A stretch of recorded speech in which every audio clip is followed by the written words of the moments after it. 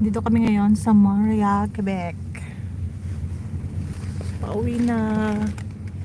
Nakatulog ang aming bononoy. Naning.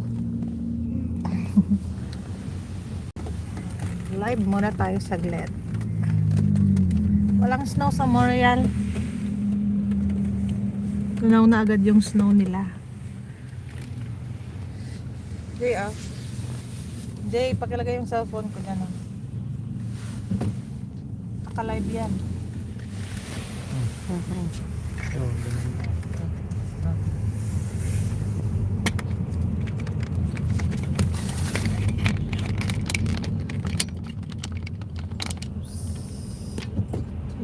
Orientation. Yung orientation, Jay, ayusin mo sa gilid. Yan.